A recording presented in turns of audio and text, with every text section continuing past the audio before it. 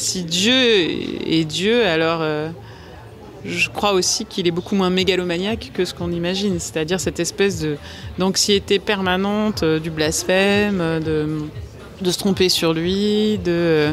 Si Dieu est Dieu, il a compris depuis longtemps qu'on allait passer notre temps à nous tromper sur lui.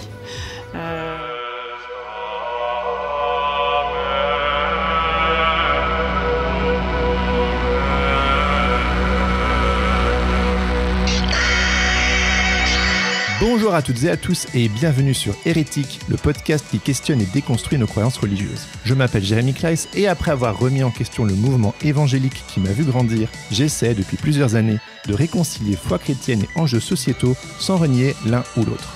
Ce projet a été pensé comme un espace bienveillant et critique pour explorer des sujets souvent complexes, voire polarisants en Église. Si vous êtes curieux en déconstruction ou que vous questionnez le système religieux dans lequel vous évoluez, ce podcast est pour vous. Mais attention, vous n'êtes peut-être pas loin de devenir un hérétique vous aussi.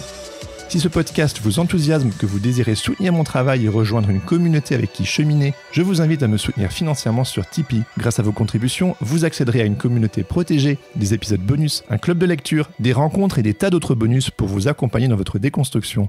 Mais surtout, vous contribuerez activement au bon développement de ce podcast 100% indépendant et garanti sans pub. Pour participer, visitez www.tipeee, ça s'écrit tipeee.com/hérétique-podcast. D'avance, un grand merci. Pour moi, il y eut un temps où un bon Dieu était celui qui aurait empêché les poumons de mon fils de s'obstruer jusqu'à l'asphyxie. Pour Job, un bon Dieu était celui qui le protégeait d'un enclos, selon les termes d'un contrat que le Satan met à jour dans le prologue au drame de Job. Chacun peut se remémorer à la relecture de sa vie un moment où Dieu était ardemment attendu et où il brilla par son absence.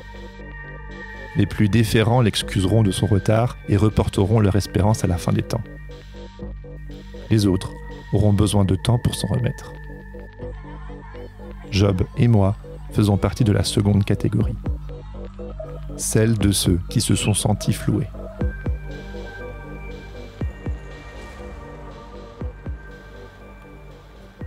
Il y a un peu plus de 12 ans, je vivais ma meilleure vie. J'avais 23 ans, une amoureuse, un travail que j'appréciais, une communauté aimante, des amis, et selon les standards de l'époque, je cochais toutes les cases du bon chrétien. Et puis, sans aucune explication, le sol s'est dérobé sous mes pieds. Je n'ai rien compris à ce qui m'arrivait. Angoissé pendant de longs mois, j'ai pourtant chaque jour imploré le ciel de me libérer de la tourmente. Rien. Ce Dieu si proche et apparemment si puissant était devenu silencieux, au moment où j'aurais le plus eu besoin de lui. Abattant au passage chacun de mes gris-gris, chaque pensée magique dont j'avais hérité, notamment celle léguée par ma tradition chrétienne à tendance charismatique. Au bout de 6 mois, j'ai capitulé, acceptant par là même l'incompréhension, en espérant qu'un jour, peut-être, je comprendrais ce qui venait de m'arriver.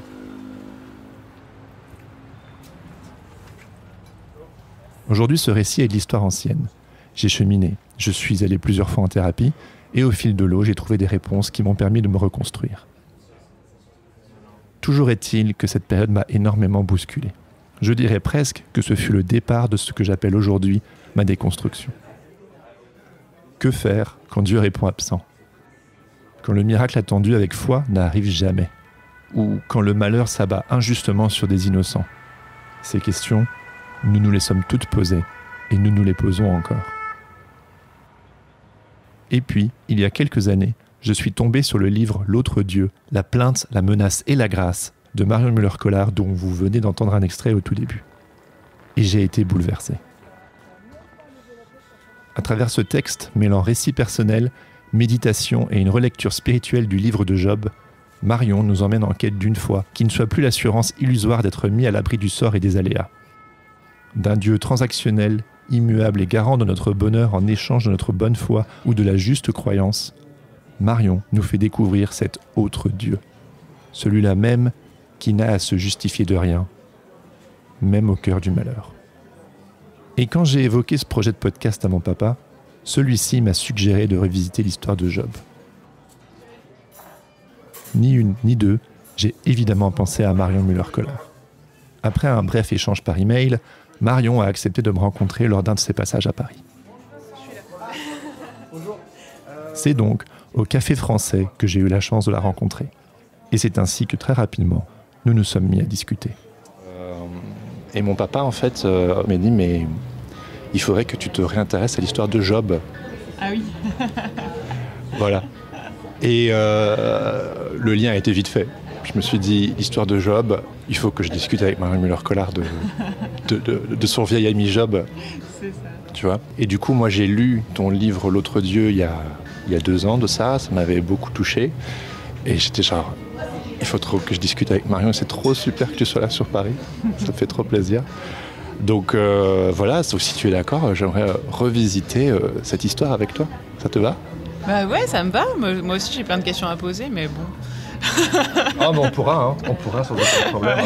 Non, mais je trouve ça intéressant comme parcours et puis c'est un parcours qui m'est pas étranger, pas à moi personnellement, parce que moi j'ai au contraire eu la chance, j'ai l'impression que c'est une chance de pas avoir d'éducation religieuse, donc ou très peu, quoi, de façon très secondaire, et donc d'avoir eu une totale liberté dans mon élan d'aller puiser à la source biblique. Parce que c'était pas attendu. Ouais. C'était pas attendu ni de mes parents, ni même, je pense, finalement, de mes grands-parents, parce que j'étais une fille et que je crois qu'ils avaient placé plus d'espoir sur les garçons des petits-enfants. Puis que mes grands-parents, ils désespéraient un tout petit peu de moi parce que, justement, ma mère était athée, que mon père avait fait un mauvais mariage et que pour eux, on était déjà perdus. Donc, c'était vraiment une surprise inattendue que dans cette fratrie-là, il y ait un enfant et encore pire une fille qui tout à coup se disent ah bah moi finalement ça m'intéresse cette histoire, et puis aille jusqu'à faire des études de théologie. Mais j'ai un mari qui a un parcours très proche du tien par contre. Ah oui, comment ça ? Milieu évangélique très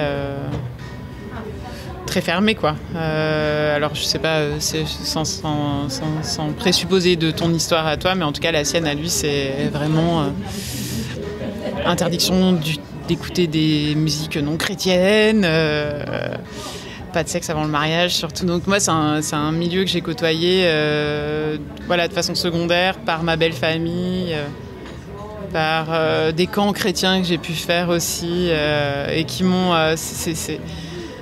qui m'ont marqué dans cette question de l'appartenance et de la fixation d'un certain nombre de dogmes, de règles pour en être ou ne pas en être, la question de l'exclusion aussi, de la violence, je trouve, de la façon de la séduction et de la violence, de comment à la fois moi qui étais sur le seuil, comme ça, à la fois en appétit, à la fois pas tout à fait décidée, jusqu'à ce que je fasse le pas de mon propre baptême à 18 ans, de mes études de théologie. Mais j'ai eu avant ça des années un petit peu intermédiaires à côtoyer des milieux qui essayaient de me séduire et qui, quand ils étaient mis en échec de ces tentatives de séduction, devenaient tout à coup hyper violents, quoi.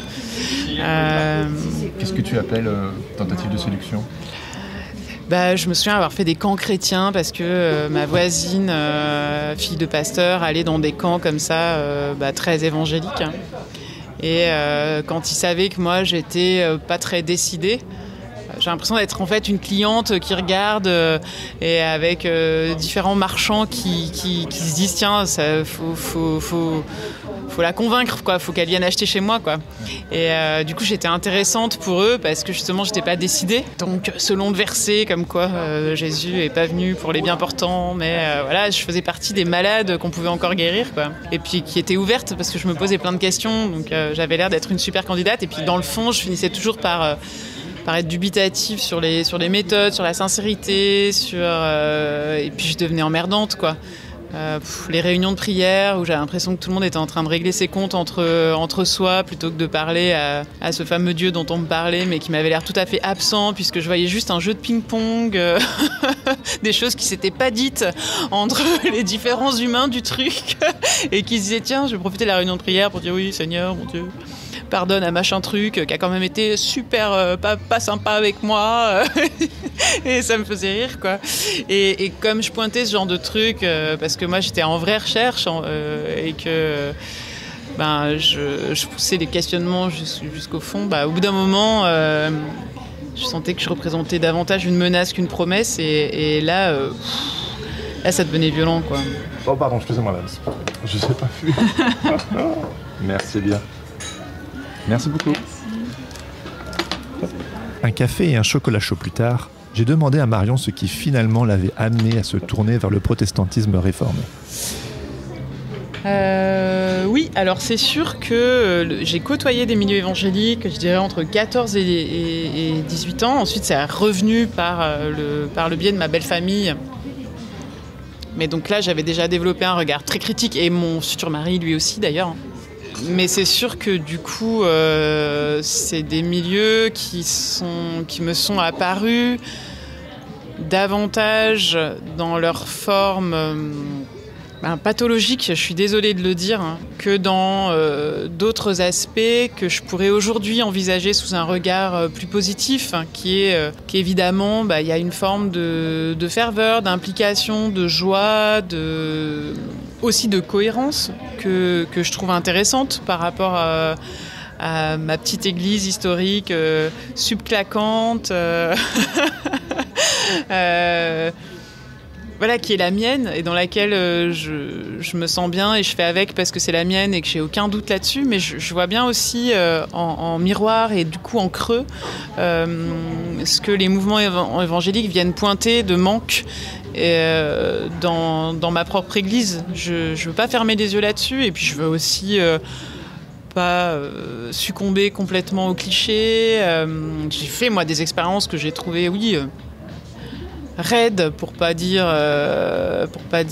grave, dans ces revirements justement d'exclusion et de violence, et des paroles qui sont un peu plus malheureuses, je trouve. Moi, quand je faisais ces camps-là, j'avais un grand-père qui s'était suicidé, et alors j'ai eu droit à tous les discours sur le suicide, le péché, l'enfer éternel. Enfin, je veux dire, qu'est-ce qu'on peut raconter à une gamine de 14 ans dont le grand-père vient de se suicider, à la meurtrir encore davantage, en promettant que ce grand-père qu'elle aimait est en train de brûler en enfer, en plus d'avoir déjà vécu un enfer qui l'a conduit à se suicider. Enfin, je veux dire, ça, pour moi, c'est intolérable, quoi. Enfin, donc c'est ce genre de violence-là qui m'ont convaincu de préférer, finalement, si j'étais obligée de choisir, une église pas super sexy, mais où j'allais pas entendre ce genre de choses. Et puis voilà, puis ça me correspond dans le fond. Je suis d'une théologie très libérale, avec tous les écueils que ça peut représenter, et j'aime bien venir me faire un peu secouer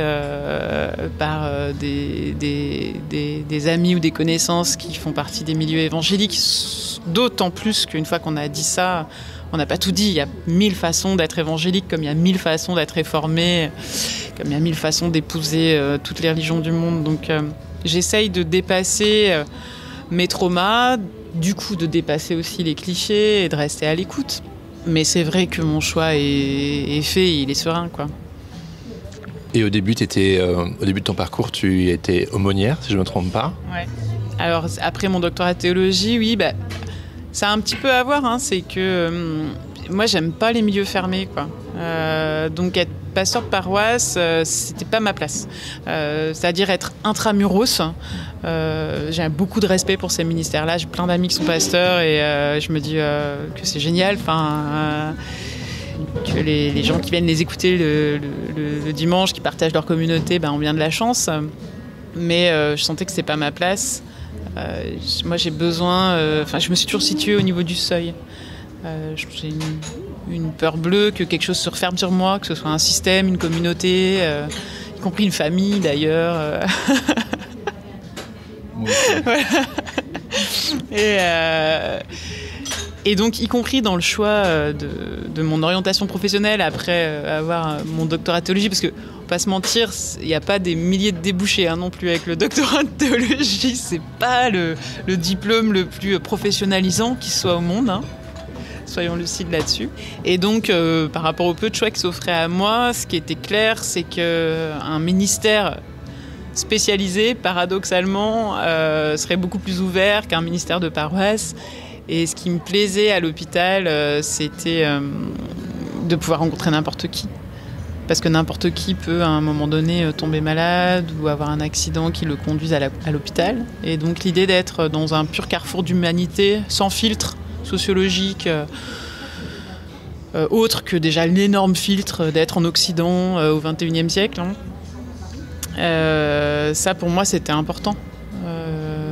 C'était un grand challenge, parce qu'il y a sans arrêt à justifier de sa présence, sans arrêt à justifier de quelles sont nos intentions, en fait. Pourquoi est-ce qu'on est là, à l'hôpital, en tant que pasteur ? Qu'est-ce qu'on cherche à faire, à produire comme effet ? Qu'est-ce qui se passe dans la rencontre, etc. Donc pour moi, c'était un ministère qui offrait effectivement plus d'ouverture et qui m'attirait plus, et d'autant que ça faisait le lien avec mon vieil ami Job et la question du mal et de la souffrance, à laquelle j'avais consacré 3 ans de ma vie intellectuelle avec mon doctorat, 1 an de ma vie personnelle avec mon fils qui était né... Enfin, il n'est pas né malade, mais qui a été très malade après sa naissance. Et donc la question, oui, du mal subi, du mal commis, du sens de la souffrance, du rapport entre justice et souffrance, c'est des grandes questions théologiques de fond, quoi. Enfin, c'est le moteur religieux de l'homme, il se situe à cet endroit-là, à essayer de trouver un système qui pourrait nous prémunir et nous mettre à l'abri de la menace. Donc je l'avais disséqué intellectuellement avec mon étude de Job pour ma thèse.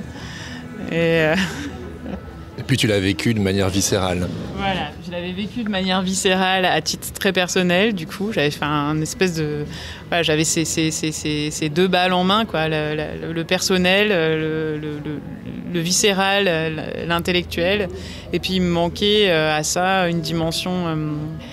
communautaire, mais au sens d'une communauté de vie et d'expérience de vie, plus qu'une communauté ecclésiale. Parce que finalement, le ministère à l'hôpital, ça crée justement une communion qui s'affranchit de la question de l'appartenance confessionnelle, parce qu'on se rencontre dans l'immédiateté d'une situation qui met à nu, qui est celle de la grande précarité, de la vulnérabilité. Et donc, du coup, c'était...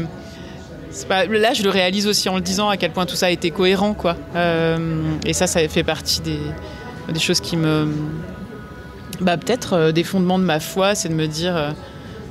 c'est dingue, comme quand on creuse, on se retrouve dans quelque chose d'assez rhizomatique, et où les choses se répondent, quoi, où il y a des réseaux souterrains qui font que nos vies... tout à coup s'accordent, quoi. Et à la relecture, c'est assez beau. Les rhizomes, c'est une des stratégies de reproduction des plantes qui font des petits sous-terres et qui ressortent comme ça. Les asperges, par exemple, fonctionnent comme ça, ou les orties. Alors aujourd'hui, tout ça a du sens pour toi. Mais à l'époque, quand, appelons ça la plainte, est arrivé dans ta vie, c'est arrivé comme une explosion.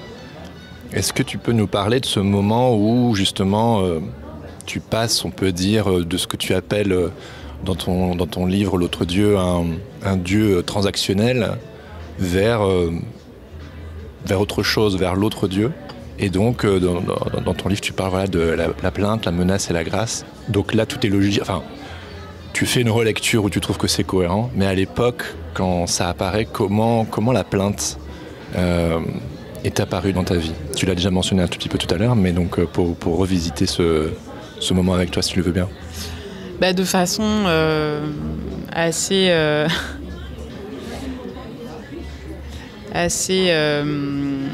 ironique, parce que Félix, donc mon second fils, je l'attendais quand j'ai soutenu ma thèse sur Job. Et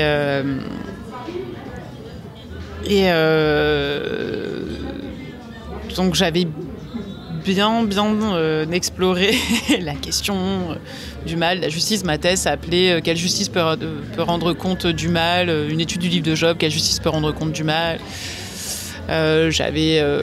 c'est pas d'une originalité folle, d'ailleurs, mais repris, en fait, j'avais repris tous les toutes les équations de la justice rétributive comme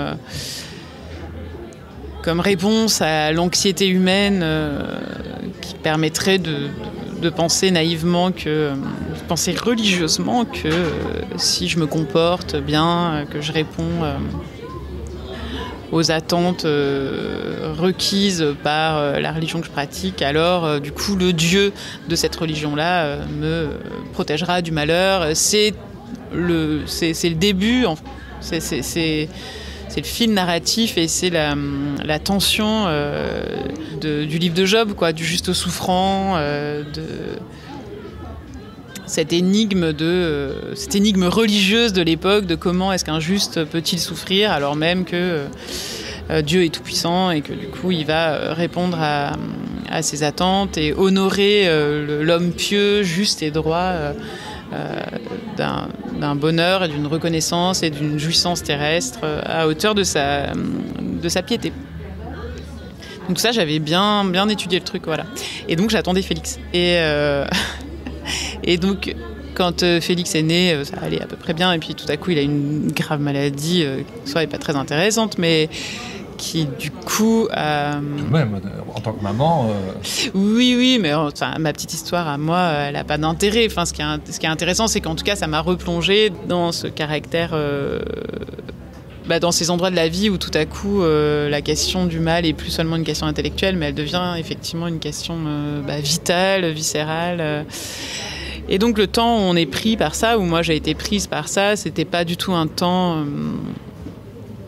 Non, j'allais dire c'était pas du tout un temps où je pensais ce qui m'arrivait. C'est pas tout à fait vrai. Je pense que j'avais une espèce de vigilance, notamment par rapport à certaines paroles de médecins, qui me renvoyaient justement à ce paradoxe d'une société hyper sécularisée qui se prétend plus croyante et puis qui passait son temps à manifester par des petites phrases qui avaient l'air de rien, mais une forme de religiosité de type, par exemple, c'est pas juste ce qui vous arrive, que votre bébé à vous soit si malade parce que vous êtes une bonne mère. Et ça, pour moi, on était vraiment dans l'archaïsme religieux le plus complet. Et donc je l'ai repéré, ces contradictions-là, ces phrases étonnantes, en tout cas religieuses, je dirais. Je l'ai catalogué quand même, je l'ai gardé en mémoire. Et donc je traversais ça en résistant justement à cette idée que ce qui était en train d'arriver était injuste, puisque j'avais longuement pensé le fait qu'il n'y avait pas d'injustice, tout simplement parce qu'il n'y avait pas de justice et qu'il n'y avait pas une lecture du sort prédéfinie et de tout... de l'art d'arriver à la fois à croire en Dieu et au hasard, quoi. Enfin, ce qui est quand même très compliqué. Je prétends pas avoir réussi cet art de funambule.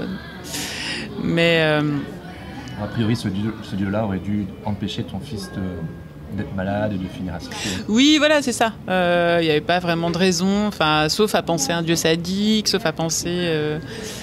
Voilà, en gros, l'alternative, elle est relativement intellectuellement simple et jusqu'à preuve du contraire, c'est-à-dire de sortir de nos polarisations intellectuelles et d'explorer des pistes qui me sont encore juste pas du tout apparues, quoi. Enfin, mais pour le moment, je vois pas d'autre équation qu'un Dieu tout-puissant et du coup...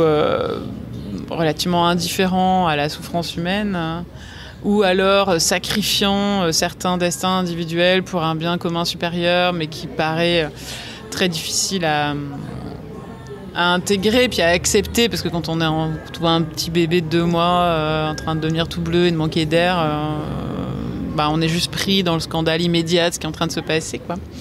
Qui d'ailleurs n'est pas un scandale parce que justement ça ne se réfère pas à une forme de justice, quoi. Ou alors un Dieu, une révision de ce qu'on appelle la toute-puissance de Dieu, on va dire. Donc moi, c'était l'option que j'avais prise dans ma thèse. À quoi ça ressemblait ?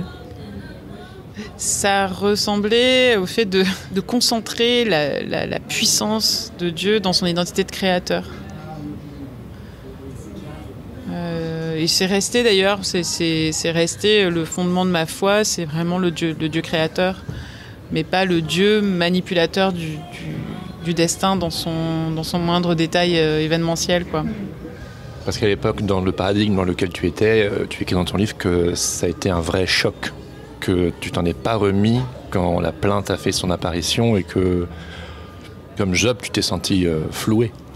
Le paradoxe de ça, c'est qu'effectivement, on a beau avoir travaillé une question intellectuellement, quand elle vient nous travailler viscéralement, comme tu disais tout à l'heure, c'est plus la même école. Et donc, il y a tout à refaire à un autre niveau. Dans le ventre plus que dans la tête. Et j'ai été surprise de me débattre ironiquement, moi-même qui avais passé tout ce temps à penser ces questions-là, de me débattre émotionnellement avec ce sentiment de révolte, quoi. Parce que il peut y avoir révolte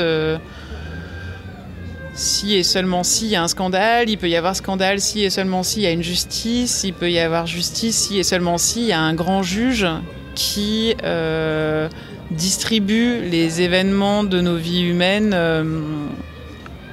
en fonction de nos curriculum vitae, quoi. Et ça, je l'avais démonté intellectuellement, et n'empêche que c'est extrêmement difficile de n'avoir personne contre qui hurler et contre qui se plaindre quand tout à coup il nous arrive le truc le plus abject qui soit, c'est de regarder un petit bébé souffrir et manquer d'air, quoi, et rien pouvoir faire. Donc j'ai expérimenté ce fond anthropologique qui a dû nous pousser à un moment donné à inventer un Dieu détenteur de tous nos destins, pour pouvoir, le cas échéant, d'ailleurs, lui cracher à la figure. C'est ce que fait Job, en le traitant de salaud, quoi. Et c'est vrai, quand il y a personne à agresser, du coup, on agresse quelqu'un, quoi. On agresse un autre humain. Moi, j'ai vu mon mari, qui est une espèce d'ours calme, très bienveillant, très dans la retenue, dans la discrétion, se jeter sur un mec en 4x4 qui lui fait une queue de poisson. J'ai cru qu'il lui pétait la gueule. Et je voyais bien que ce pauvre homme était en train de payer pour les semaines de Félix à l'hôpital. Donc on a chacun eu notre forme de contre-coup. Et moi, c'est passé par pas tant par l'agressivité que par la dépression, quoi. La dépression bien carabinée, bien brutale, et d'autant plus inattendue qu'elle est arrivée en contre-coup après l'événement. Donc j'ai mis du temps à m'expliquer ça et à me souvenir que c'était pareil chez Job. Que, en fait, sur le coup, à sa première salve de malheur, il refuse la tentation que lui apporte sa femme de maudire Dieu en face. Et il continue il persévère dans sa piété avec cette fameuse formule qui est souvent reprise: l'Éternel a donné, l'Éternel a repris. Et en fait, il dévisse un tout petit peu plus tard, quoi. Et je me suis interrogée sur ce laps de temps. Qu'est-ce qui se passe dans ce laps de temps? Et je pense que ce qui se passe, c'est que moi, l'histoire s'est bien finie. Mon fils en est sorti après des semaines et des mois de mauvais suspense. Et j'ai finalement craqué alors même qu'il était hors de danger. Craqué. Craquer, plus être capable, plus fermer l'œil de la nuit, passer, sentir la chape de plomb de la dépression qui s'abat sur moi en une nuit, et le matin je sens que la journée qui vient elle va pas être possible, quoi, en fait. Et c'est ça qui est horrible dans ces expériences-là, c'est qu'il se passe rien, il n'y a pas d'événement, il s'est rien passé. Quand il se passait quelque chose et qu'il y avait des événements, j'arrivais à me mobiliser, j'arrivais à peu près à tenir debout. Et là, j'étais à l'abri du danger. Et la vie me semblait inhabitable, quoi. Le jour me semblait inhabitable. jusqu'à garder les volets fermés et attendre que la journée passe en faisant le dos rond et espérer dormir, voire mourir. Et sans être capable de m'expliquer ce qui est en train de se passer, puisque j'aurais dû normalement retrouver au contraire la joie, quoi, l'innocence, la joie, etc. Mais en fin de compte, ce que ça manifestait d'après moi, c'est que ce qu'on appelle le contre-coup, je pense que c'est un autre nom de la conscience de la menace. C'est-à-dire que tout à coup, je me rendais compte qu'il n'y avait aucun système, ni aucune pensée, ni aucune façon de vivre, aucun dogme, aucun rituel, aucune garantie, en fait, que cette menace qui nous avait frôlés ne vienne pas un jour s'abattre de nouveau sur nos vies.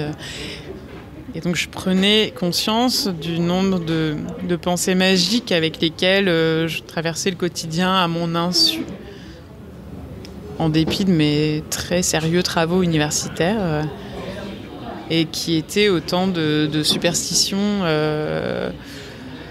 pour vocation de créer en fait des pas japonais qui me permettent de marcher au-dessus du vide abyssal de nos existences, quoi, très nus finalement. On est très nus devant les événements, devant tout ce qui nous échappe, devant nos origines et notre finitude, enfin ces grandes questions existentielles et qui légitimement peuvent susciter de l'angoisse, quoi. Et une angoisse qu'on va essayer de dompter, comment justement, à coup de religion, beaucoup quand même.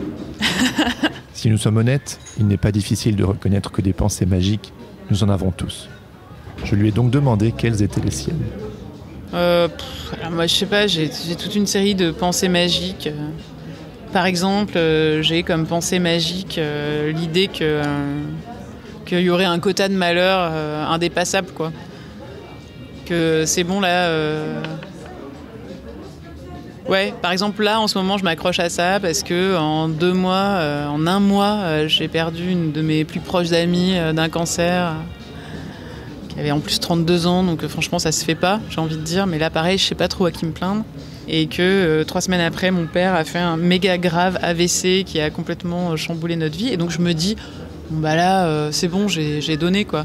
En fait, mais il est écrit nulle part que parce qu'il m'est arrivé 2 grands malheurs en peu de temps, j'ai payé ma dîme à je ne sais qui d'ailleurs, et que du coup, je suis à l'abri du malheur pour les 10 ans qui viennent, parce qu'il me semble que j'ai payé ma dîme au malheur, quoi, en fait. Et je me rends compte que je suis tellement anxieuse, là, en ce moment, parce que coup sur coup, il arrive des choses qui me font mal, quoi, qui me fragilisent, qui me rappellent la menace permanente qu'il y a sur notre vie. Du coup, pour me lever le matin et me dire que le ciel va pas me tomber sur la tête, et je me dis que ça va, quoi. Que maintenant, faut pas pousser, quoi. Mais tout ça est pris en contradiction avec la bonne vieille croyance dans les séries noires, où je me dis au contraire. Voilà. Et il me faut un tout petit peu de recul sur moi-même pour me rendre compte que oui, forcément, je suis très... je suis fragile. Je suis fragilisée par cette succession d'événements douloureux, et que ça réactive chez moi à la fois de l'angoisse et à la fois des espèces de réponses complètement absurdes à l'angoisse, quoi. Et j'essaye de retrouver ce courage de juste prendre l'angoisse pour ce qu'elle est et de prendre acte qu'elle est là, et que ça c'est à peu près normal d'être un peu angoissé après avoir vécu comme ça des séismes coup sur coup. Mais oui, j'ai des pensées, j'ai toute une série de pensées magiques que je pourrais m'amuser un jour à lister de façon un tout petit peu plus méthodique, mais que j'ai beaucoup observé chez les autres aussi. Quand j'étais aumônier d'hôpital, j'entendais les patients que je visitais essayer de réparer le sens de l'existence à la rustine, quoi. Et en fin de compte, en vrai, on avait juste envie de pleurer et de dire c'est la merde, quoi. Et c'est ça la menace. C'est la merde. Ouais, c'est la merde. Ça fait flipper, quoi. Ça fait flipper, on a peur. Et on a peur et on a mal. Et on a beaucoup de difficultés à juste dire là j'ai peur et j'ai mal. Et on a encore plus de difficultés à trouver des gens capables d'entendre juste ça. Sans dire oui mais tu verras, mais ça va bien finir. Ou mais je sais pas, toutes les tentatives de relativisation, les tentatives de consolation très superficielles. Et ce temps, quel temps on prend dans nos vies pour dire... franchement, c'est la merde, quoi. Et alors, voilà, la religion, c'est la rustine number one, quoi. Je sais pas combien de fois j'ai entendu dans des milieux religieux ces rustines de sens qui, je trouve, ajoutaient du scandale là où il n'y en avait pas forcément, justement. Finissaient par rendre le truc scandaleux, quoi. Tu penses à quoi ? Je pense à une amie que j'ai perdue quand j'étais très jeune et que il faut dire aussi qu'on s'était rencontrés dans un contexte où elle avait déjà un cancer très avancé avec 3 petits-enfants qui avaient entre 2 et 9 ans. Et qu'elle était inscrite dans une communauté évangélique très soudée, mais qui du coup face à ça pouvait difficilement prendre acte que elle avait une 30aine d'années, était en train de mourir, qu'il n'y avait rien qui pouvait justifier de ça. C'était quelqu'un qui fumait pas, qui avait une super bonne hygiène de vie, quelqu'un de parfaitement innocent, autant qu'on puisse l'être les uns les autres, en tout cas à ma connaissance. Puis ça se saurait si c'était les grands criminels qui mouraient toujours à 30 ans, quoi. Et du coup, c'est une communauté qui de temps en temps, émettait ce genre de rustines de sens religieux, de type mais par ta mort, tu vas glorifier Dieu, quoi. Puis, je sais pas, je pense quand on a 30 ans et qu'on est en train de mourir et qu'on laisse 3 gamins qu'on va pas voir grandir derrière soi, on n'en a rien à battre de glorifier Dieu, quoi. Et donc j'ai été déjà en situation d'observer ça très jeune, parce que là j'avais une 20aine d'années, et ça n'a pas été d'ailleurs du tout innocent dans le fait qu'ensuite je me consacre au livre de Job, cette expérience-là justement. Et puis après j'ai revu ça dans mon ministère d'aumônier, et puis j'ai revu ça dans ma propre vie. Et ça reste une question ouverte pour moi. Est-ce qu'on peut traverser l'existence sans fabriquer des rustines de sens ? Voilà. Peut-être que c'est pas souhaitable d'ailleurs. Peut-être que je suis allée aux confins, au plus loin de ce qui est possible. Et d'ailleurs, je vois bien, ça n'opère pas sur moi parce que je continue à avoir aujourd'hui des pensées magiques. Des gris-gris ? Oui, mes petits gris-gris. Et c'est pas très grave. Alors, ce qui est peut-être embêtant, c'est d'y adhérer. Totalement, parce que du coup on a le sentiment que le monde s'effondre, quoi, et que la dépression c'est un effondrement d'un sentiment de sécurité, justement. C'est pas le monde qui s'effondre, le monde est resté fidèle à lui-même. Ce qui s'effondre, c'est le système inconscient que j'avais créé pour me croire à l'abri. Et en même temps, il faut bien qu'on se croie suffisamment à l'abri pour oser sortir de chez soi chaque jour, quoi. Donc cette tension-là, pour moi, elle est pas résolue. Elle est peut-être juste pas appelée à être résolue, quoi. Et parle-moi de ce vertige quand tu t'es rendu compte que toutes tes rustines, tous tes gris-gris n'avaient aucune prise sur la réalité, que ce soit la tienne, avec ton enfant, celle de ton ami qui faisait face à la mort. Comment as-tu vécu ce vertige ? Mais mon expérience à moi, c'est quand même que le fait de pouvoir à un moment donné lâcher les tentatives de rustine, justement, c'est quelque chose qui me détend, qui me libère. Et je vis comme ça depuis, et j'ai l'impression quand même de vivre de façon paradoxalement plus paisible depuis que je sais qu'il n'y a aucune façon de vivre qui me mettra à l'abri, quoi. L'autre alternative, l'alternative à la sécurité, c'est plutôt de se laisser prendre par les vagues du sort et de savoir qu'il y a quelque chose encore à vivre là, en fait. C'est-à-dire que c'est pas que la vie ne répond plus aux conditions que j'avais envie de lui poser pour qu'elle me paraisse souriante, mais que c'est encore la vie et que je vais y vivre autre chose. J'avais été très marquée par un vieux livre de Claire Marin. Ça fait pas partie de ses publications les plus récentes, mais je trouve que c'est la meilleure 4e de couverture que j'ai jamais vue de ma vie. Dans son livre Hors de moi, la 4e de couverture, c'est juste « Les choses n'avaient pas été prévues ainsi ». Et tout est dit, en fait. C'est bien ça. C'est-à-dire qu'on se projette dans nos vies.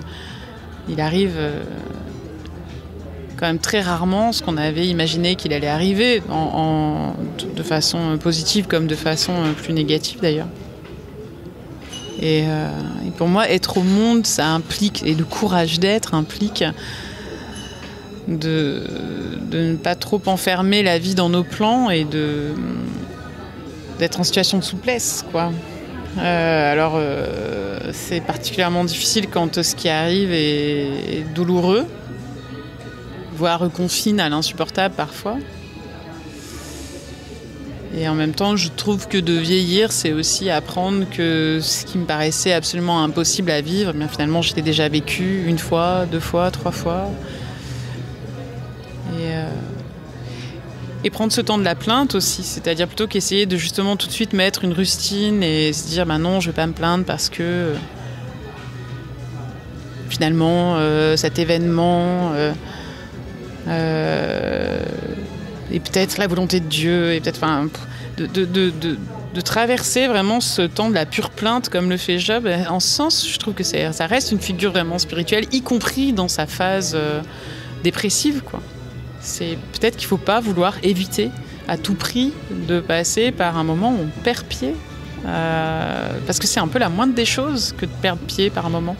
C'est presque flippant de ne pas perdre pied quand on est en train de prendre un raz-de-marée, quoi. Il n'y a aucune raison de savoir nager en toutes circonstances, alors que la vie est quand même justement à ce point imprévisible, à ce point rude parfois, qu'elle nous arrache par moments à toutes nos sécurités affectives.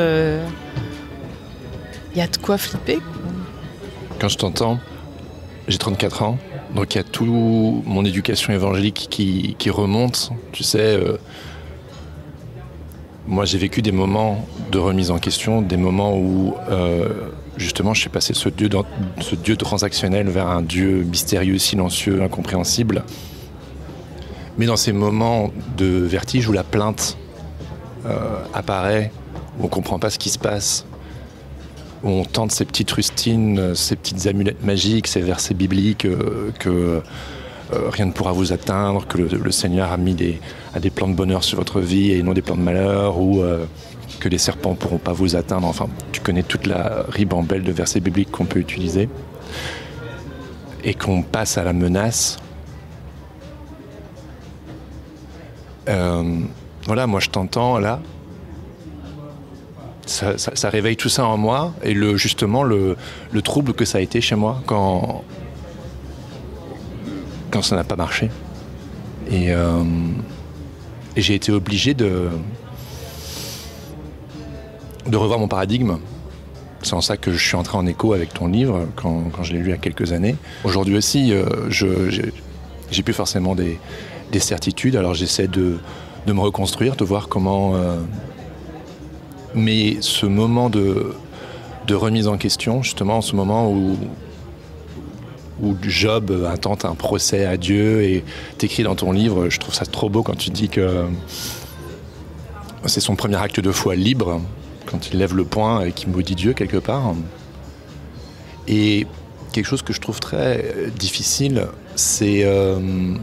et tu as fait un petit peu référence tout à l'heure, mais...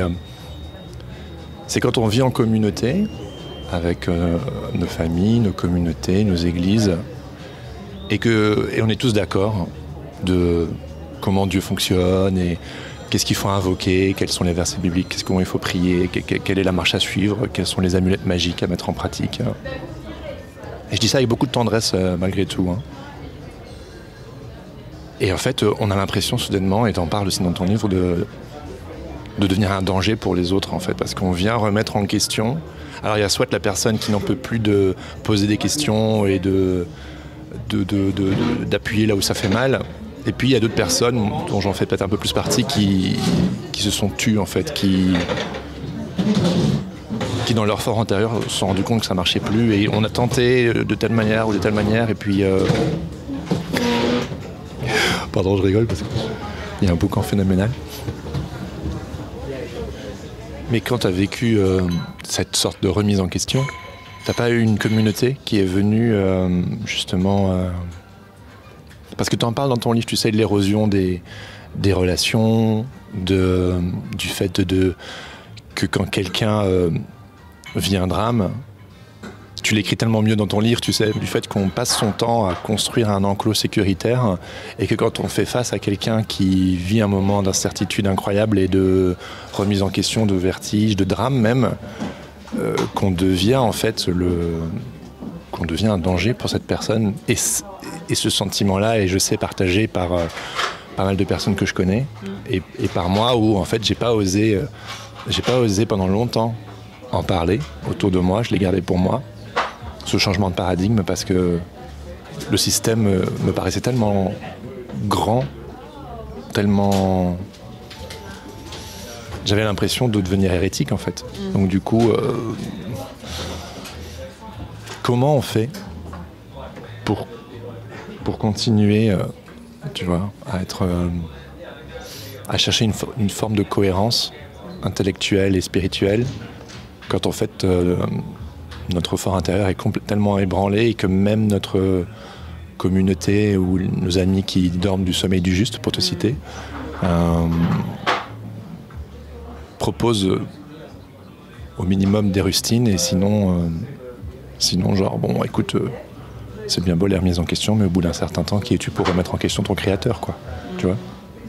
Ben, y a d'autres menaces dans la menace, quoi. Y a la menace de mort, quoi. C'est la menace du malheur, du grand malheur, la mort des autres ou notre propre mort. Et effectivement, cette menace en comporte d'autres, qui est une menace d'exclusion par rapport à la façon dont on va réagir devant le malheur. Et c'est vrai que les systèmes religieux sont très codifiés par rapport à l'interprétation du malheur. Dans le livre de Job, c'est très codifié par les amis de Job qui viennent le voir et qui justement essayent de recréer du sens, de sauvegarder le sens, de sauvegarder l'honneur théologique pour que tout ne soit pas emporté par l'expérience du juste souffrant, qui vient contredire le dogme de la rétribution. Et c'est vrai qu'on pourrait croire aujourd'hui que les choses sont plus souples et qu'il y a moins de réponses tolérées ou intolérables face au malheur. Et je ne pense pas que ce soit vrai. Je pense que la pression sociale sur la façon dont on va réagir au malheur, elle est encore très forte. Elle est peut-être moins codifiée, mais elle est quand même très forte, notamment la survalorisation des personnes fortes, par exemple. C'est admirable, il a perdu son enfant, il a tout de suite repris le travail. On cherche comme ça des figures qui nous laissent entrevoir qu'on peut dépasser le malheur avec virilité de préférence. Et sans trop sourciller. Et c'est d'ailleurs, je pense, pour avoir fait pas mal d'enterrements, une pression qui est très forte sur les familles. On sent qu'il y a une image de soi qui est très accrue dans ces moments-là. On se sent observé, quoi. Comment va-t-il réagir face au malheur? Va-t-il témoigner d'une force possible, d'un dépassement possible, ou est-ce qu'il va s'effondrer? Et on sent bien que tout le monde un petit peu envie d'éviter l'effondrement, quoi, parce que celui qui fait cette expérience du malheur va plus ou moins nous rassurer par rapport à nos propres capacités justement à le traverser.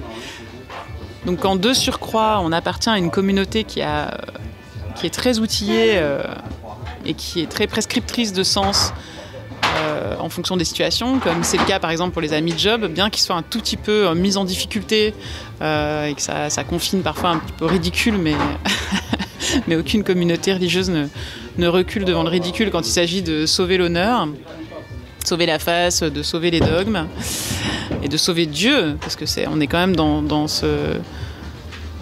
ce complexe-là de toute puissance humaine, de chercher à sauver Dieu lui-même de ces expériences qui ne plaident pas en la faveur de son existence, quoi. Alors là, il y a en plus une pression communautaire très forte dans laquelle je peux comprendre qu'effectivement on décide de ne pas trop poser les questions qui dérangent parce que ce qu'on joue là, c'est une autre forme de menace qui est celle de la grande solitude. Et je me souviens plus de ta question du coup. C'est pas grave parce que sauver Dieu, je trouve ce concept trop intéressant. Tu peux développer ? L'effort religieux, il consiste à défendre absolument l'existence de Dieu contre sa non-existence, et puis en plus l'existence d'un certain Dieu avec certains attributs contre l'existence d'autres dieux avec d'autres attributs. Donc il faut que nos expériences humaines ne contredisent pas les images de Dieu qu'on s'est faites. Et c'est bien ça le problème des amis de Job, c'est qu'ils sont face à une expérience humaine qui vient contredire l'image de Dieu qu'ils se sont faites, c'est-à-dire d'un Dieu rétributeur, contractuel, avec lequel le contrat est limpide, tu te comportes bien et il t'arrivera pas de malheur, quoi. Et donc ils moulinent pour sauver Dieu de l'acide qui menace de le dissoudre totalement, qui est celui de l'expérience du juste souffrant. Parce que ça colle plus, quoi. L'équation ne fonctionne plus. Alors ils moulinent, chacun à sa façon. Jusqu'à d'ailleurs, on pourrait analyser la perversion progressive dans laquelle on entre dans l'argumentaire des amis de Job, qui va être justement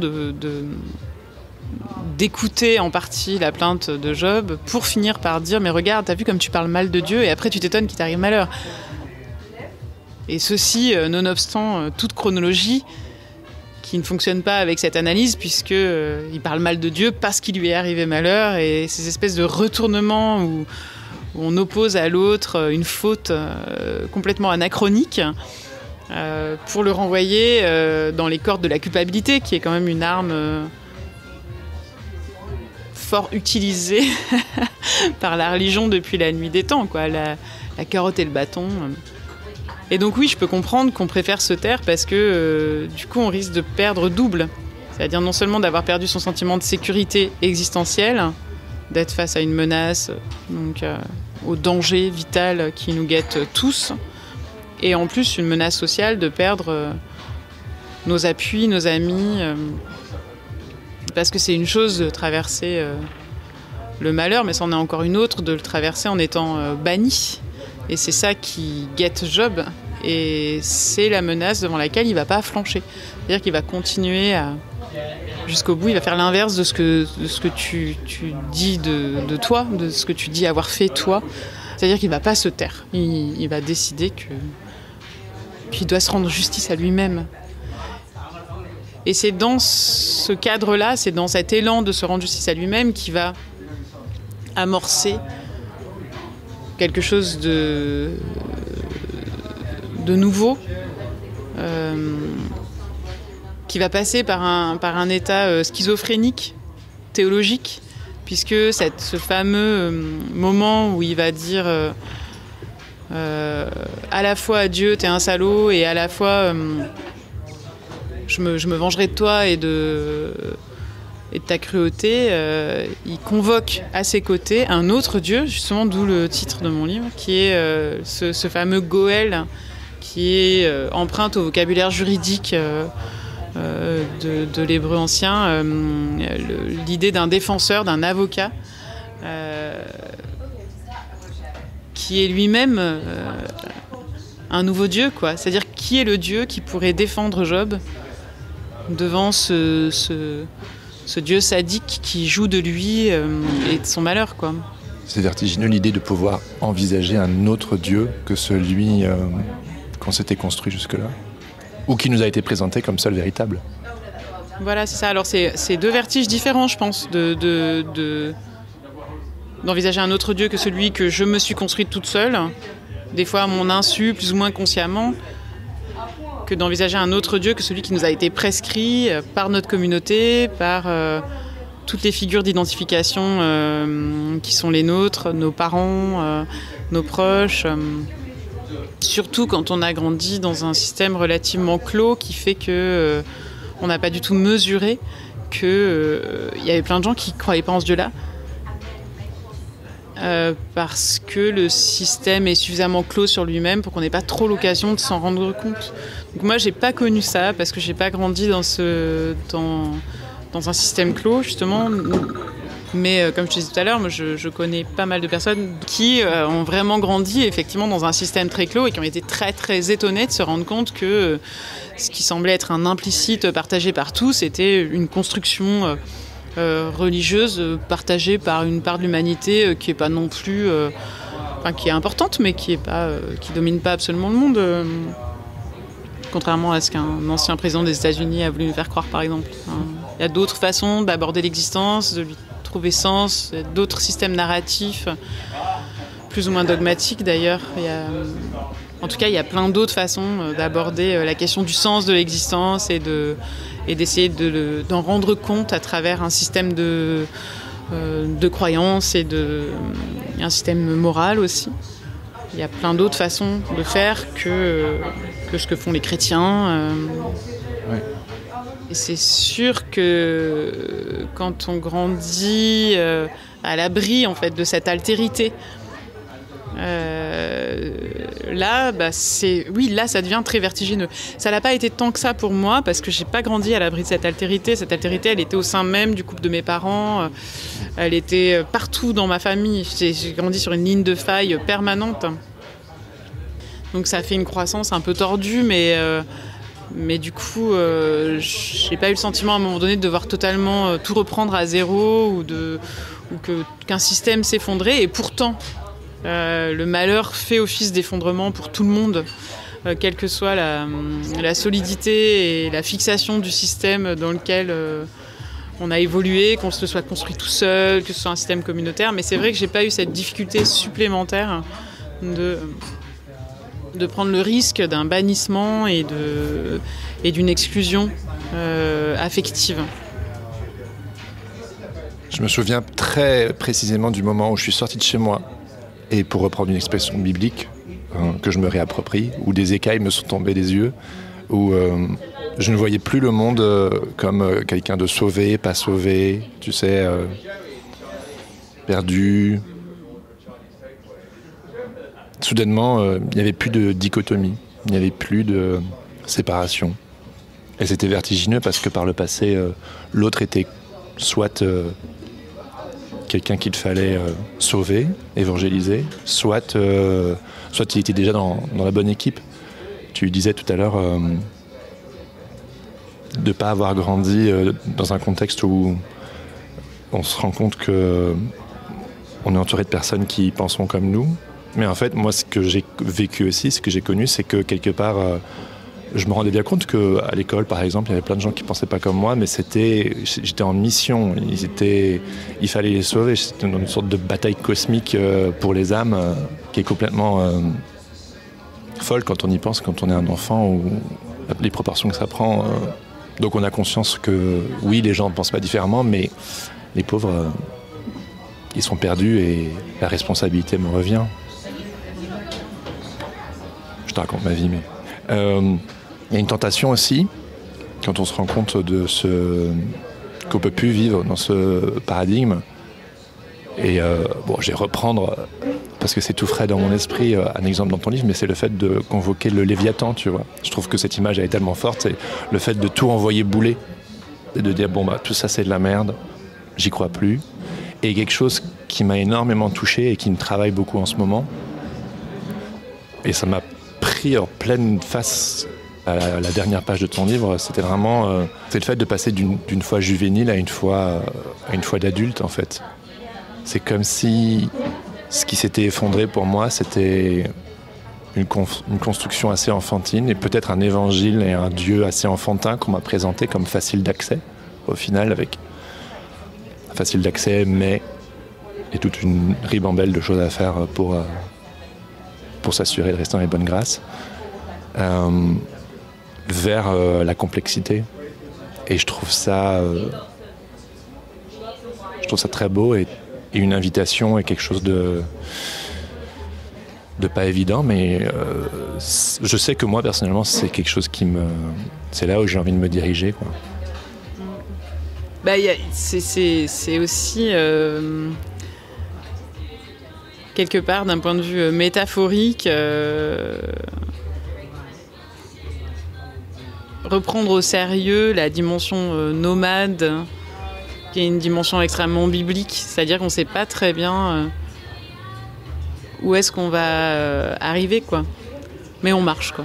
Enfin, il y a quelque chose de ça chez Abraham, il y a quelque chose de ça chez le Christ. Est-ce que tu as vécu, toi, en sortant de chez toi enfin, moi, ce que je trouve beau, c'est que on peut quand même trouver des traces de cette expérience vertigineuse dans le ministère du Christ lui-même, quoi. Je pense qu'il est parti bille en tête avec un certain nombre de certitudes qui ont été remisées par sa rencontre avec les autres. Et moi, je trouve ça touchant de le voir dans la rencontre avec la Cananéenne, dire cette femme qui lui demande de guérir sa fille, et il commence à l'envoyer bouler. D'abord, il est fatigué, et les disciples aussi, et ça les gave. Cette nana leur colle au basque, à réclamer un truc, et il va lui faire cette réponse hyper dure en lui disant je suis venu pour les brebis perdues du peuple d'Israël. Il n'est pas bon que les petits chiens mangent le pain des enfants. Donc sympa.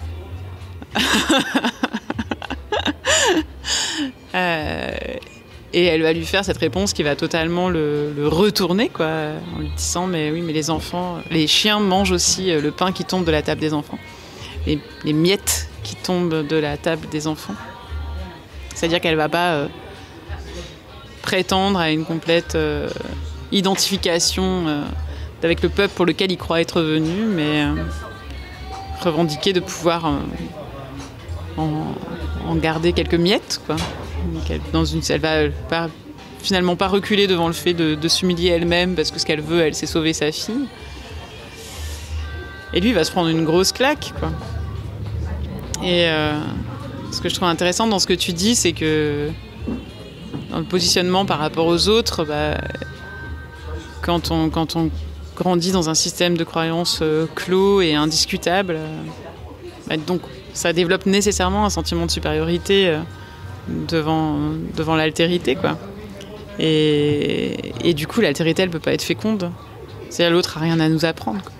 Et donc tu passes à côté de l'expérience humaine. À partir du moment où tu considères que l'autre a rien à t'apprendre, parce que juste toi, t'es né avec le manuel, le mode d'emploi de la vie, t'as eu du pot, quoi. T'es né au bon endroit avec le bon manuel, dis donc quelle chance. Statistiquement, fallait avoir un sacré coup de pot, quoi.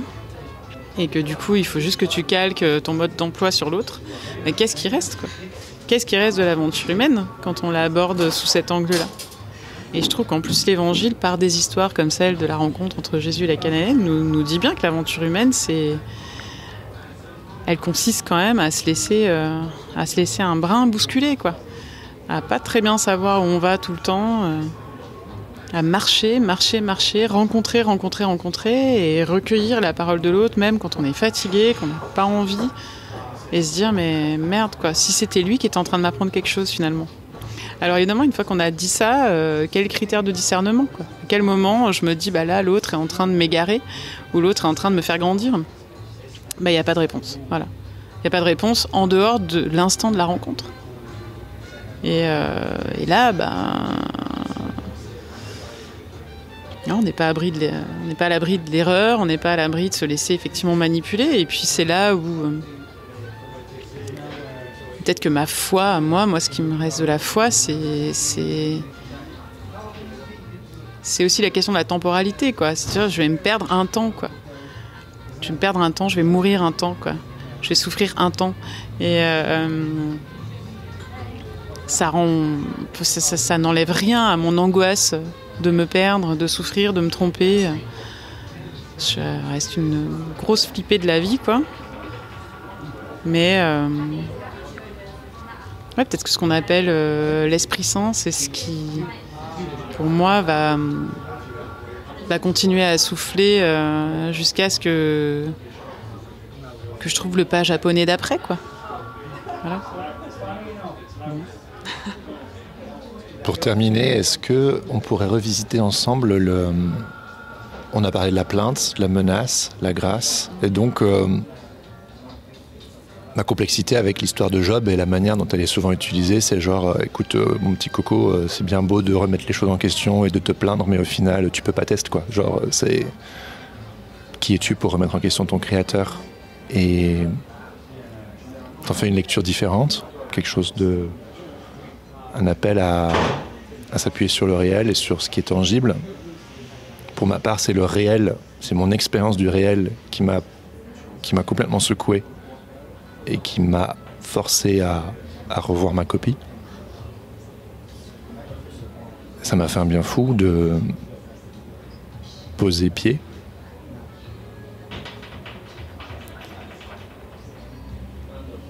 Et ensuite,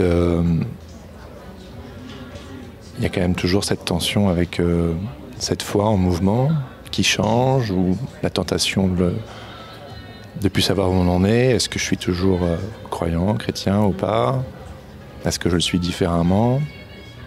Mais tu vois, tout comme la parabole du fils prodigue, sur laquelle tu as aussi écrit un autre livre, j'ai un rapport assez compliqué à ces deux histoires, parce qu'il y a vraiment ce côté, le fils prodigue, il va faire tes expériences, et puis reviens quand tu as fini de faire tes conneries, quoi. Et Job qui est genre, allez, t'as besoin de poser des questions, t'as besoin de secouer un petit peu les choses, allez, vas-y. Mais au final, qui es-tu pour remettre en question ton créateur? La parabole du fils prodigue, il ne revient pas tel qu'il est. Il ne revient pas au point de départ, en fait. Pour moi, c'est ça qui rend cette histoire intéressante, c'est qu'il passe de quelque chose, d'une idée reçue, à une rencontre avec lui-même. Et à ce moment de point de bascule du texte, où tout à coup, après qu'il a effectivement fait l'expérience du manque, de la honte, de la culpabilité, le texte me dit il rentre en lui-même. Et il me semble que ça, c'est une réponse, c'est que je vois pas comment on peut se dispenser à un moment donné d'aller à la conquête de notre propre existence, du sens qu'on peut lui donner, pour dépasser les idées reçues, ou peut-être les faire nôtres. Mais à quel moment est-ce qu'on s'approprie pour être pleinement existant et vivant? Et il me semble que c'est ça que traverse Job, c'est-à-dire qu'il passe d'une idée reçue, qui est que s'il est juste et droit, il sera à l'abri du malheur, à une expérience du réel, comme tu dis, de la vie brute, à partir de laquelle il va recomposer. Et on peut faire le parallèle, effectivement, avec le fils prodigue qui demande une part qui lui revient. Alors là, ce serait technique de rentrer dans les considérations de traduction, mais en tout cas, il part avec quelque chose qu'il a reçu, et il le transforme, pour le faire sien, quoi. C'est l'enjeu de chacune de nos souverainetés. C'est-à-dire à quel moment on peut être un sujet souverain si ce qu'on a reçu, on ne le fait pas nôtre, au risque de le dilapider entièrement, en partie, y compris dans les images de Dieu qu'on a reçues de par nos éducations personnelles, mais aussi de par toute notre culture de judéo-chrétienne d'occidentaux, quoi, qui est encore extrêmement prégnante, de façon beaucoup plus masquée, déguisée, cryptée qu'avant, mais n'empêche très très prégnante encore. Pour ma part, j'ai pas l'impression que ce sont des histoires qui bouclent une boucle, quoi. Enfin, C'est-à-dire dont le point d'arrivée coïncide avec le point de départ. Hein. Il y a une métamorphose du sujet dans l'affranchissement qu'il a assumé par rapport à ce qu'il avait reçu. Et cette liberté inouïe du fils prodigue comme de Job, d'aller son propre chemin et de pousser l'expérience du sens jusqu'au bout, quoi.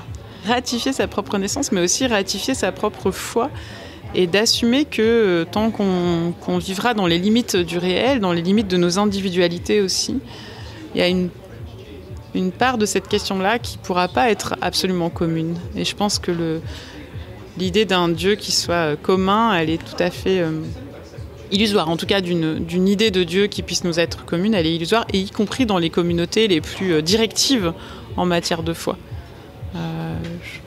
Je suis absolument persuadée que personne ne croit dans le même Dieu et que tout ça soit soumis à une part de bricolage singulier de chaque individualité. Ça me paraît être une évidence totale et absolument pas grave et dramatique. Si Dieu est Dieu, alors je crois aussi qu'il est beaucoup moins mégalomaniaque que ce qu'on imagine, c'est-à-dire cette espèce d'anxiété permanente du blasphème, de se tromper sur lui, si Dieu est Dieu, il a compris depuis longtemps qu'on allait passer notre temps à nous tromper sur lui. Et que c'est ça qui est beau, en fait. Moi, je suis encore avec mon mari au bout de 23 ans parce que je n'ai toujours pas compris qui il était, quoi. Et c'est peut-être pour ça que je crois encore en Dieu aussi, parce que j'ai toujours pas compris. Donc voilà, c'est cette tentation de saturer de sens, quoi. Et pour moi, grandir, c'est aussi accepter de passer par ces moments de vertige où oui, je suis pas très sûre dans le pas que je vais faire après, de retrouver un sol sous mes pieds. Mais à force de vieillir, je me rends compte quand même qu'à chaque fois, je trouve un appui, quoi. C'est la grâce, ça.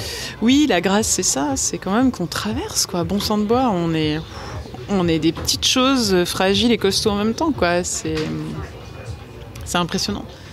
À la fois notre précarité, la façon dont tout peut basculer du jour au lendemain, nos talons d'Achille qu'on n'avait pas du tout soupçonnés et qui nous font flancher à des moments de nos vies où on pensait marcher droit et vaillant. Mais à l'inverse aussi, nos relèvements, nos ressources, oui, la plainte est sans fin et sans fond, et la menace est permanente, et la grâce est aussi sans fin et sans fond, quoi.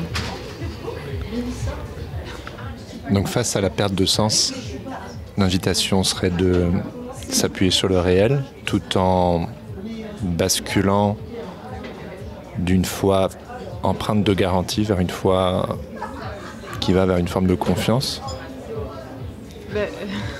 Peut-être de pas avoir peur des jachères,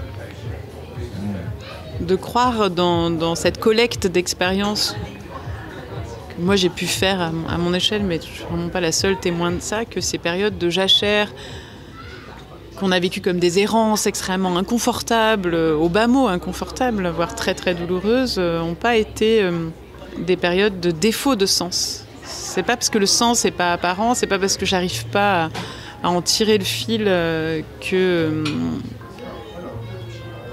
n'y a pas de demain, quoi, qu'il n'y a pas de réserve d'avenir, de quelque chose qui vient encore, quoi.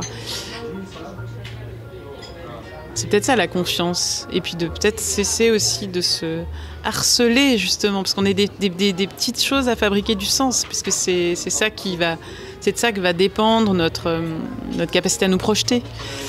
Et quand ça se dérobe, on a l'impression que voilà, il y a plus de demain, quoi, il y a plus d'avenir. Cette question, elle se joue aujourd'hui à l'échelle de toute l'espèce humaine, et difficile de rendre compte devant des enfants de nos espoirs pour demain dans un contexte aussi incertain. celui d'aujourd'hui. Et pour moi, c'est ce qui tient lieu de réserve, c'est l'inimaginable. C'est savoir que mon imagination et ma capacité à me projeter, elle est limitée.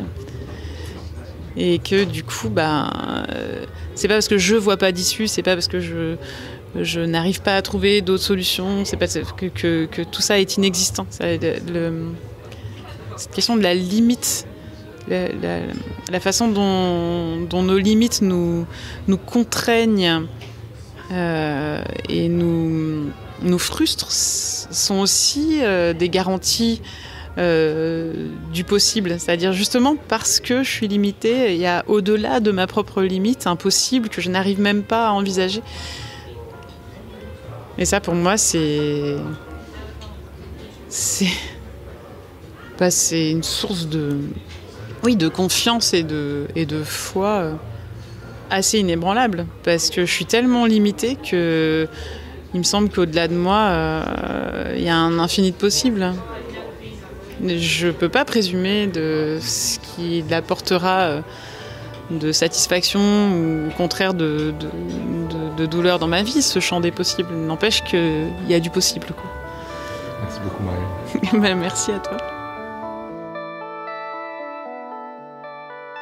C'était ma conversation avec Marion Müller-Collard. Merci Marion pour ton temps et ton attention. C'était un moment vraiment spécial pour moi. Si cette conversation vous a touché, n'hésitez pas à le lui dire. Vous pouvez également vous procurer les livres L'autre Dieu ou Les Grandissants auxquels nous avons fait référence dans cet entretien.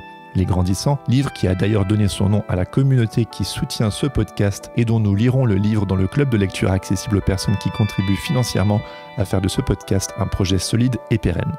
D'ailleurs, à ce propos, je vous invite à écouter le témoignage d'Héloïse Basselet, que vous avez déjà pu écouter dans l'épisode 1 de ce podcast, qui aimerait vous dire 2 mots au sujet de cette communauté. Salut, je m'appelle Héloïse Basselet.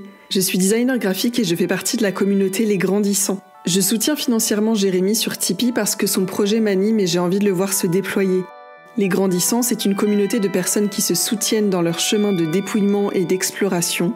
Et je suis heureuse de participer parce que ça me permet d'accéder à une safe place pour m'exprimer, rencontrer et être inspirée par d'autres compagnons de route. Les participations débutent à 5 € et cela vous donne accès à un espace bourré de contenus de qualité, de discussions passionnantes et de mèmes hérétiques.